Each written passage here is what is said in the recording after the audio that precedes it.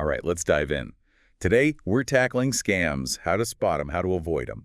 We've got some really practical guides and even some wild stories to make this stuff stick, so no one runs off with your hard-earned cash. Yeah, it's amazing how scammers, even with all the tech out there, they still kind of use the same old tricks to fool us. It's like if you know their playbook. Exactly, you're already halfway there. And our sources spell it out. Scam artists, they're all about deception. They're after your money, your info, anything they can get their hands on, really. And they'll lie, cheat, whatever it takes. It's not just, those shady figures in dark alleys anymore. Right, it's online, it's investments, it's even, messing with your heartstrings with those romance scams. Our sources list like 8 main types. But even hearing that, it's like scams can come from anywhere these days. Absolutely, anyone can be a target.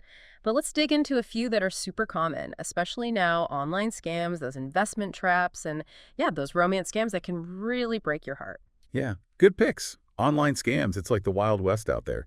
I'm sure we've all seen those kind of sketchy emails or messages, trying to trick us. It's interesting, right? Because they often use brands we trust, or they promise something we really want, like easy money. Like those emails that look exactly like they're from your bank or your favorite social media site. Or those investments, yeah, the ones that sound too good to be true, promising crazy returns. Our sources actually talk about Bernie Madoff's Ponzi scheme didn't even, sophisticated investors get caught up in that. Oh, absolutely. Madoff, he was a master manipulator. He built his whole scheme on these fake success stories, preying on people's dreams of getting rich. It's a scary example of how even the smartest people can get tricked when greed comes into play. Oh, that's terrifying. Huh. So how do we know, how do we tell the difference between a real opportunity and something that's, totally shady? Well, that's where our little deep dive comes in handy. Let's switch gears for a sec to those romance scams. These are especially tough because they're playing on something we all want, right? That human connection, love. Yeah. The Nigerian prince scam, that's like the classic example, right? You'd think people would see right through it. But our sources say it's still working, surprisingly. It just shows how powerful that desire to help someone can be. But think about it. If some random prince contacts you out of the blue begging for money, red flag. Okay, yeah, big red flag. So we've got a sense of the types of scams out there, but what are those red flags, like the things that should make us instantly suspicious? Let's break it down. Our sources give us 8 warning signs. Think of it as your scam detecting toolkit. First up, unsolicited contact. That random call, email, message, demanding you act an NOW. Major red flag. So if I didn't reach out to them first, be cautious. What else? What else should we be watching for? Requests for personal information. Legitimate companies, they rarely ask for sensitive stuff like your social security number or bank details through, random emails or calls. If they're pushing for that kind of info, get suspicious. Yeah, makes sense. Don't give out that info unless you're absolutely sure it's safe. What about those offers that sound way too good to be true? Ah, yes. The classic too good to be true trap. That's a big one. Winning a lottery you never entered. Investment schemes promising you'll be rich with no risk. Remember, if it sounds like a fantasy, it probably is. So all those, make thousands from home. The ads run the other way. Definitely. Another one to watch out for is pressure tactics. Scammers love to create a sense of urgency, maybe threatening you with, legal action if you don't act immediately. They want you to decide out of fear, not logic. Yeah, they're trying to get you to panic and just, not think things through. Speaking of red flags, unusual payment methods. Oh, that's a huge one. Gift cards, cryptocurrency, wire transfers. Scammers love these because they're hard to trace. Legitimate businesses usually use, secure, traceable options like credit cards, bank transfers. So if someone's demanding payment in a way that just seems off, trust your gut. Okay. Our sources also mention things like bad grammar, misspelled words, those generic greetings, broken links. Yeah. These might seem small, but They can be really telling. Those little inconsistencies, they often point to a lack of professionalism, which can be a sign of a scam.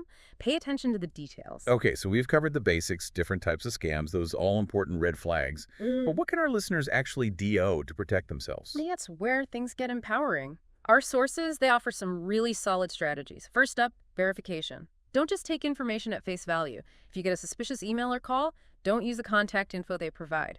Take a minute, find the company's official website, their phone number, and reach out to them directly. So double check everything. I can see how that would stop a lot of scams right there. What else? What other strategies do our sources recommend? Well, Well, there's the power of skepticism. Question everything. Don't be afraid to ask for more information, clarification, especially if something feels off. If someone gets defensive or evasive when you question them, red flag. And our sources also talk about keeping your personal information private. Don't share sensitive data unless you're totally sure of who you're giving it to and why they need it. Exactly. It's like guarding the keys to your castle. And along the same lines, strong security practices are essential. Strong, unique passwords for every account. Enable two-factor authentication whenever you can. It adds an extra layer of security. And keep your software, your devices, updated with the latest security patches. It's like building a fortress around your digital life, making it way harder for scammers to break in. Precisely. By putting these strategies into action, you can drastically reduce your risk of becoming a victim. But what if, even with all these precautions, you realize you've been scammed? What should our listeners do then? First thing, don't panic. Our sources lay out 5 crucial steps if you find yourself in that situation. Number 1, cut off all contact with the scammer. Okay, yeah, so don't give them any more chances to, manipulate you. Right. Next, secure your accounts. Change passwords for any accounts that might have been compromised, and keep a close eye on your bank statements, credit card statements for any unauthorized transactions. And contacting your bank or credit card company would be key too, right? Absolutely. Let them know about the scam and any transactions you made because of it. They can help you protect your accounts and maybe even recover some of your lost funds. That's good to know. What about reporting the scam itself? Is that something our listeners should do? It's crucial, actually. File a report with the right authorities. This could be the Federal Trade Commission, your local consumer protection agency, even the police, depending on what happened. So reporting helps track these scams and maybe even prevents someone else from becoming a victim. But what about the emotional side of things? Being scammed can be really upsetting. Do our sources have any advice for dealing with that? You're right. It can be incredibly distressing. And it's important to remember that anyone can fall victim to a scam. It doesn't say anything about your intelligence or your worth. If you're feeling overwhelmed, don't hesitate to reach out to support services or even seek counseling. There are resources out there to help you cope with the emotional and financial fallout. That's good to hear. This has been a really eye-opening deep dive so far. We've looked at different types of scams, those red flags to watch for, and some practical strategies to protect ourselves. It's like we've given our listeners a whole toolbox to fight back. Welcome back to our Scam Prevention Deep Dive. In part 1, we kind of gave you some tools to spot those shady schemes. But now let's go deeper, what's the psychology behind these scams? How do they manage to trick people, even, people who think they're pretty savvy? That's what I'm curious about. What makes someone fall for these tricks, even when they seem so obvious from the outside? It can't just be about, fancy tech or those really complicated schemes. You're right. It's really about understanding human behavior, like those little vulnerabilities that we all have. Scam artists, they're masters of manipulation, and they use these, certain psychological principles to their advantage. They're like puppet masters pulling at our emotions to get what they want. Exactly. Fear, greed, love, compassion, all those things, those are powerful motivators. And scammers, they're experts at tapping into them. Remember those romance scams we talked about? They prey on our longing for connection, our desire to help those we care about. It's crazy how they can create these, whole fake personas and these intricate stories. I mean, they must put a lot of effort into it, right? They do. And it shows you how well they understand human psychology. They know how to create that sense of urgency, making you feel like you have to act immediately to help this supposed loved one. It's like they create this emotional pressure cooker that just clouds your judgment. It's like they hijack your common sense with all those powerful emotions. What about scams that prey on fear? How do those work? Think about those impersonator scams, where someone calls pretending to be from the IRS or a law enforcement agency. They threaten you with legal action, arrest, if you don't pay a fine right away. Oh, yeah, those are scary. I can see how someone would just panic, and make a bad decision under that kind of pressure. They're designed to trigger our fear of authority and that deep-seated desire to avoid any negative consequences. They use those aggressive tactics, intimidation, threats, all to create that sense of panic. So you act without thinking clearly. So it's all about creating this, really intense emotional response that kind of short-circuits your rational thinking. Exactly. Another thing they exploit is our inherent trust in authority figures or familiar brands. Right, like those phishing emails that look just like they're from your bank, or a legitimate online store, asking you to update your info or verify your account. Yeah, they create these websites, emails that perfectly mimic those brands, that language of organizations we trust. It makes us more likely to let our guard down, click on those links, download those attachments, give away personal info without even thinking twice. It's crazy how sophisticated these scams have gotten. Like, it's getting harder and harder to tell what's real and what's fake. It's like they're always upping their game. Which is why it's more important than ever to have, a healthy dose of skepticism. Don't just blindly trust any email or website, even if it looks familiar. Take that extra moment to verify the source yourself. Okay, so we talked about fear, trust, love. What about greed? How do they tap into that? Think about those get-rich-quick schemes, Right. or those investment opportunities that promise like ridiculously high returns. They're playing on our desire for wealth, financial security, that hope for a shortcut to easy money. It's like those ads you see online, Yeah. promising you'll be a millionaire by next month if you just follow their secret system. It's tempting, but deep down, it's too good to be true. Right, and yet so many people fall for it. Remember Bernie Madoff, his Ponzi scheme, classic example of exploiting greed. He promised investors these consistently high returns, creating this illusion of success that just drew in more and more victims. Like he tapped into this desire to believe in something like Right. magical, Yeah. the secret formula for wealth. And that desire, it blinded people to the reality of the situation. Exactly. Madoff's scheme, like so many others, it was built on deception and manipulation, exploiting people's craving for wealth and their trust in someone who, appeared to be this successful financier. It's a potent combo. So we've got emotional manipulation, that exploitation of trust, and the lure of easy money. Are there any other, psychological tactics they use? Oh, tons. They love to create that sense of scarcity or urgency, like those limited time offers or flash sales that pressure you into buying quickly without really thinking it through. They're trying to create this fear of missing out, Like, if you don't act now, you'll lose out on something amazing. Exactly. They're playing on our impulsive side, that tendency to make those quick decisions when we feel pressured or like we're, competing with other people. And they're great at using social pressure too. They might tell you that tons of people have already invested or taken advantage of this deal, so you feel like you're missing out if you don't join in. Ah, the good old bandwagon effect. If everyone else is doing it, it must be legit, right? That's the illusion they want to create. They're leveraging social proof to make their scams seem more believable, more desirable. It's all part of the game. So it really is this combination of, emotional manipulation, exploiting our trust and authority, and then these clever psychological tactics that make these scams so effective. But knowing all this, can we actually use it to protect ourselves? Absolutely. Understanding the psychology, it helps us recognize those red flags and make better decisions. We can train ourselves to be more skeptical, to question everything, and resist those knee-jerk reactions based on strong emotions or that external pressure. It's like we're learning to, read the scammer's playbook, to anticipate their moves and outsmart them. Exactly. Remember, scammers, they're constantly evolving their tactics, coming up with new ways to exploit our vulnerabilities. Yeah. But staying informed and aware of those psychological tricks, that's how we stay ahead of the game. This has been a really fascinating look into, the psychology of scams.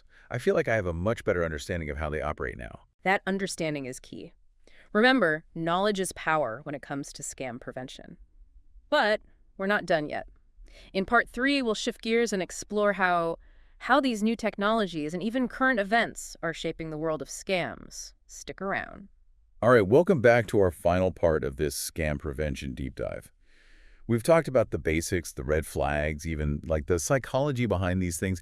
But, the world's always changing, so how are scams changing with it? It's wild, right? Because scammers, they're so adaptable. It's like they're chameleons blending in with new tech, using current events to their advantage. It's like a constant cat and mouse game. So it's not enough to just know the old tricks. We got to keep up with the trends, the new ways they're trying to, trick us. Exactly. One of the biggest shifts we're seeing is the sophistication of online scams. As more and more of our lives are online, scammers have this whole new playing field. Phishing emails, fake websites, social media, even dating apps. It's like they're taking advantage of, this digital world we live in. exploiting how much we rely on tech. Oh, absolutely. Think about cryptocurrency, for example. It's still relatively new, kind of unregulated, so it's like prime real estate for scammers. We're seeing tons of scams related to fake investments, phishing attacks on digital wallets, even those pump and dump schemes trying to, manipulate the market.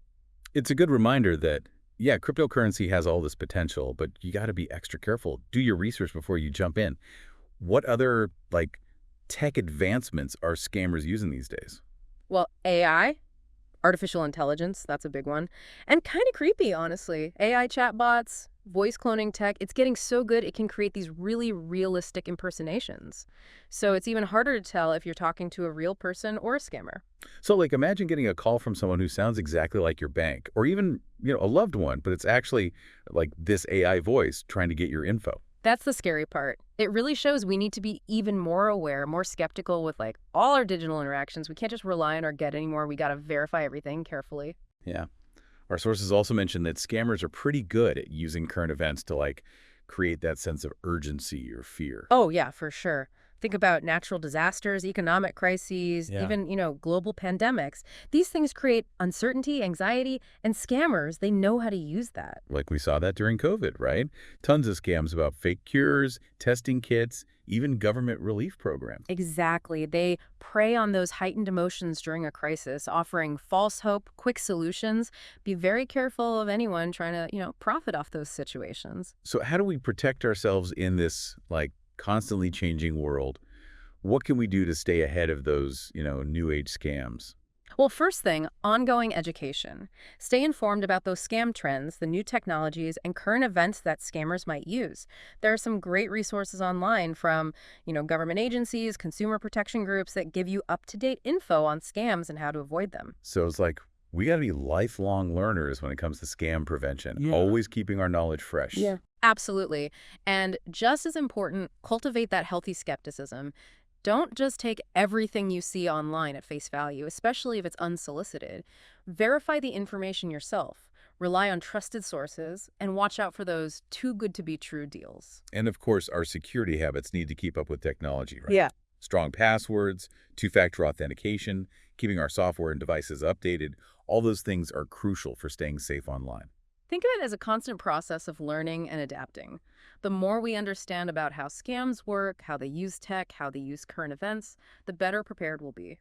This deep dive has been quite a journey. We've covered a lot of the basics, the psychology, and now, the ever-changing world of scams. It's been great sharing these insights, but remember, the biggest takeaway is this.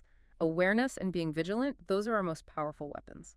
By staying informed, questioning everything, and taking steps to protect ourselves, we make it much harder for these scammers to succeed. It's we've given our listeners a whole arsenal of knowledge and strategies to stay safe. And, it's not just about protecting ourselves. It's about sharing this knowledge with others, our friends, family, our communities. Exactly. By spreading awareness and empowering each other, we create a more informed, more resilient society, one that's better equipped to handle these challenges, especially as scams get more and more sophisticated. So keep learning, stay vigilant, and trust your gut. And remember, if something feels off, it probably is. Until next time, stay safe out there.